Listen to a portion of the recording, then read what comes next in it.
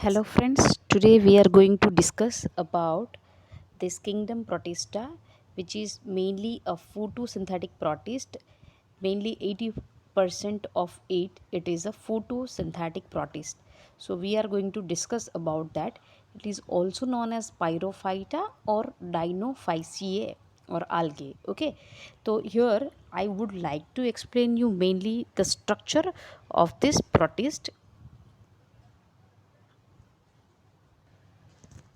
So here, as you see that their body is covered with the hard rigid cord, and that is known as the thecal plates.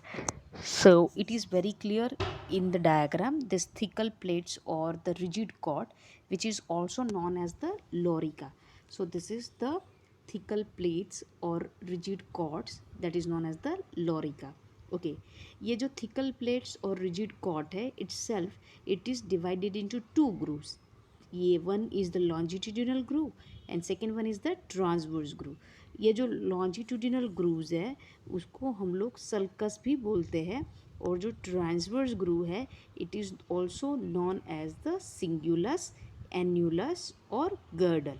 Okay, तो as you seen in this diagram यहाँ पे हम लोगों को दो flagella निकलती हुई दिखाई दे रही है.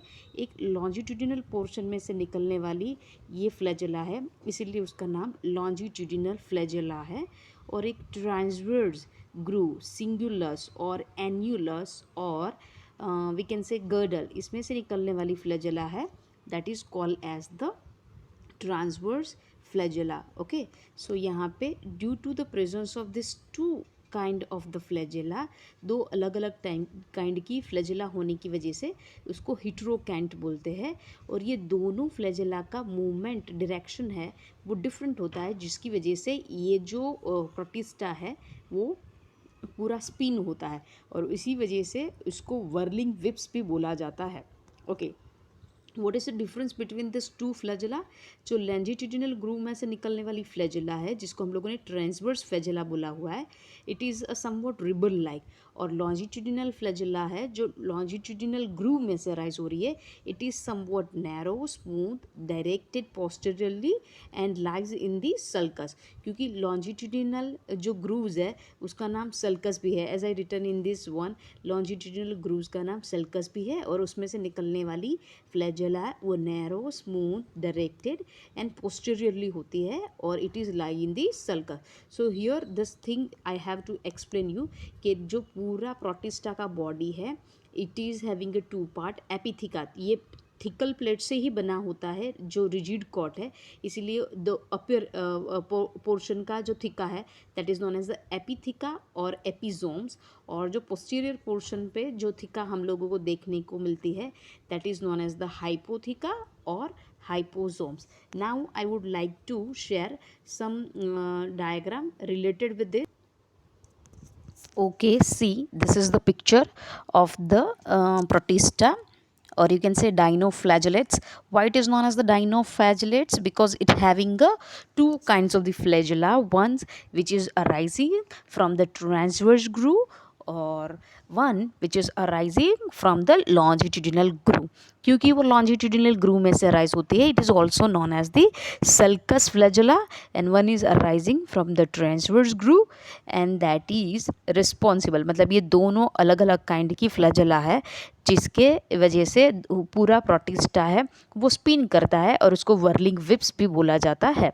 ओके, सो यहाँ पे this is the clear diagram of the thecal plate. क्योंकि ये उसका पूरा बॉडी वो थिकल प्लेट से गार्डेड होता है, तो हम लोगों को ये जो थिका है, जो थिकल प्लेट और लॉरिका और रिजिड कॉट है, mainly it is made up of cellulose kind of the substance along with the pectin. और यहाँ पे जो एंटीरियर पोर्शन के थिकल पोर्शन है उसको हम लोग एपीथिका और एपिजोम बोलेंगे. पोस्टीरियर पार्ट की जो थिका है that is known as the hypotheca और हाइपोजोम्स. एज यू सीन यहाँ पे जो सल्कस है जो लॉन्जिट्यूडिनल फ्लैजेला को बियर करती है, और जो ट्रांसवर्स फ्लैजेला है जिसको और जो अराइज होती है सिंगुलम में से, राइट. चलो, let us see the other diagram of it, of the flagella, sorry, of this one dinoflagellates. Okay, this is the clear pictures of this flagellum. Okay, ये जो पूरा ग्रुप है हम लोग कंसिडर करें तो ये फोटोसिंथेटिक यूनिसेल्युलर यूकैरियोटिक सेल की बात कर रहे हैं, राइट। तो यहाँ पे ये जो सेल है वो अपने आप से फोटोसिंथेसिस कर सकते हैं because there is having a presence of different kind of the chlorophyll pigment like chlorophyll A, chlorophyll C जैसा होता है इसके अंदर। और due to the presence of the different kind of the pigments their body colors are variated, means having a different color like yellow, red, green, brown, etc. They having the colors. I'll show you the notes of it. So let us move with the dinoflagellates. ये aquatic organisms है और mostly marine habitat में रहने वाले हैं। ये इसका colour है जिसकी बेसिस पर उसको ब्राउन algae भी बोला जाता है, golden brown algae, and it is known as the pyrophytes और डाइनोफाइसिए algae। ओके, चलो ये जो ऑर्गेनिजम्स है वो सिंगल सेलुलर, एक ही सेल से बने हुए, well developed nucleus, nuclear membrane और जेनेटिक मटेरियल दे हैव, और इसीलिए they are eukaryotes. Along with that they are possessing photosynthetic pigment, जिससे वो ऑटोट्रॉफ्स है, and they having a various color of their body due to the presence of the pigment, and they are seen in a yellow, red, green and brown in a color। यहाँ पे mainly उसका जो cell body है वो covered होता है किससे, एक से ज़्यादा आर्टिकुलेटेड प्लेट से। और ये जो प्लेट्स होती है उसको हम लोगों ने अभी डिस्कस किया कि उसको थिका और थिकल प्लेट्स बोलते हैं, जो मेनली पजेस और बना होता है cellulose and pectin like substance से, राइट। चलो, इनकी बॉडी है is enclose by a rigid cord, उसका पूरा बॉडी एक रिजिड कॉर्ड से कवर्ड होता है जिसको हम लोगों ने थिका और लॉरिका बोला। थिका के अंदर जनरली टू ग्रूव्स होते हैं, एक है लॉन्जिट्यूडिनल ग्रूव दिखाई दे रहा है आपको डायग्राम में, एक लॉन्जिट्यूडिनल ग्रूव है और एक ट्रांसवर्स ग्रूव है। दोनों ग्रूव में से निकलने वाली एक एक फ्लैजेला होती है, एक लॉन्जिट्यूडिनल फ्लैजेला है और एक ट्रांसवर्स फ्लैजेला है। लॉन्जिट्यूडिनल ग्रूव्स को हम लोग सल्कस भी बोलते हैं और ट्रांसवर्स ग्रूव को हम लोग सिंगुलस, एन्यूलस और गर्डल भी बोलते हैं। दोनों ही फ्लैजेला डिफरेंट डायरेक्शन में मूव करती है जिससे हम लोग उसको वर्लिंग विप्स भी बोलते हैं। चलो, अदर देन दैट इसकी स्पेशलिटी है, ये जो थिका होता है जनरली टू ग्रूव्स होती है, लॉन्जिट्यूडिनल जिसको मैंने सल्कस बोला। दोनों फ्लैजेला टू डिफरेंट टाइप्स की है और अलग अलग डायरेक्शन में मूव करती है, इसीलिए हम लोगों ने इसको हिट्रोकॉन्ट बोला। लॉन्जिट्यूडिनल फ्लैजेलम और सल्कस है वो narrow, smooth and directed posteriorly है, एंड इसको ट्रांसवर्स फ्लैजेला, सॉरी दूसरी जो ट्रांसवर्स फ्लैजेला है it is directed transversely and it is ribbon shaped. Both are, दोनों फ्लैजेला एक दूसरे से राइट एंगल पे होती है जिसकी वजह से वो स्पिनिंग मूवमेंट देता है ये प्रोटिस्टा को, जिससे उसको वर्लिंग विप्स बोलते हैं। मोस्ट ऑफ द स्पीसीज यहाँ की अंदर हम लोग बात करें ये डाइनोफ्लैजेलेट्स की, तो दे हैव द ग्रीन और येलो क्रोमेटोफोर और with the presence of the chlorophyll a, c, beta carotene, alpha carotene and xanthophyll. इसके पास प्लास्टिड भी होता है जो सराउंडेड होता है by the three membrane envelopes, and इसके अंदर थाइलेकोइड लेमेला प्रेजेंट होती है प्लास्टिड्स के अंदर, जो कि मेन यूनिट है फोटोसिंथेसिस प्रोसेस के लिए।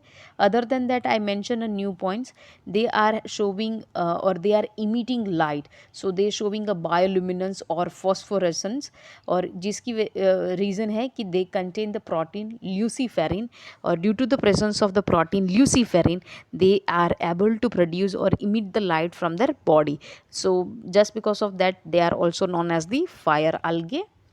mostly as I told you कि they having a photosynthetic pigment, so they are autotrophs, but few are which they lack the autotrophic pigments or they lack this chlorophyll pigment, so they are saprobic, means dead and decaying matter पर dependency रखेंगे, or either they are live as a parasite, means based on a host body for the nutrition, as well as they are harmful for the host body। okay, along with this यहाँ पे हम लोग discuss करें कि mainly अगर ये reserved food के form में what they are storing within their body, so they are storing carbohydrate and oils. इनका जो न्यूक्लियस होता है वो लार्ज साइज़ का है, और during the process of cell division and interphase ये जो न्यूक्लियस है और उसका जेनेटिक मटेरियल है, it is remain in a condense stage during interphase also.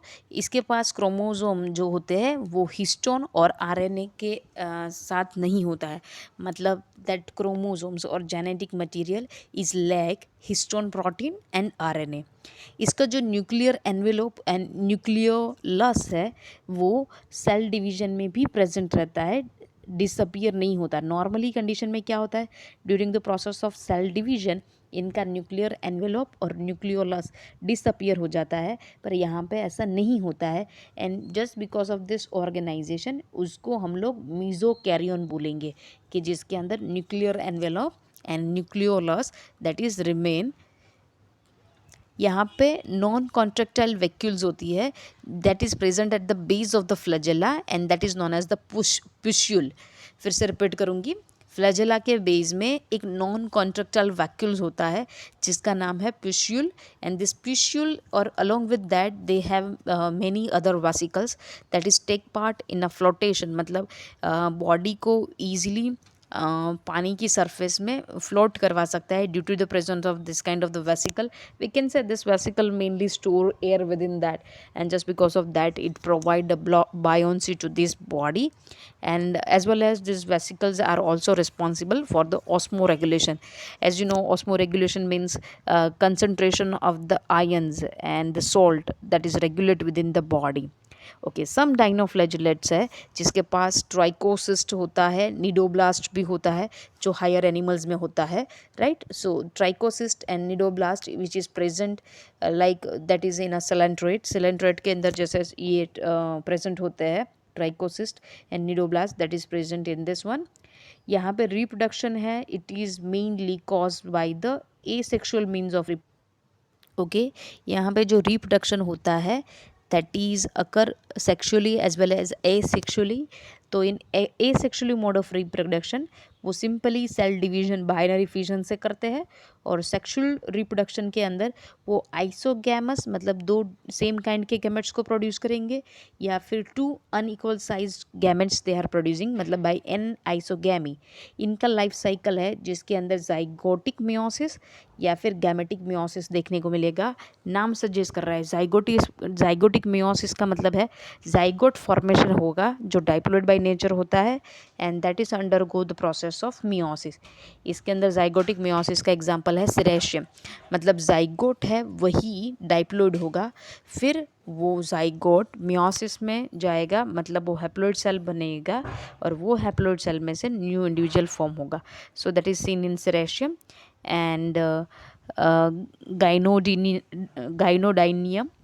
और दूसरा गैमेटिक मियोसिस, मतलब gamete meiosis process through produce होगी, मतलब बॉडी खुद का है वो डाइप्लॉइड होगा, और वो डाइप्लॉइड बॉडी है वो मियोसिस प्रोसेस थ्रू गैमेट को फॉर्म करेंगे। तो that is seen in noctiluca. So this is the whole representation about the photosynthetic protist and that is a dinoflagellates. Hope so का आपको समझ में आया होगा। पूरा नोट्स इसी में से फॉर्म करना है।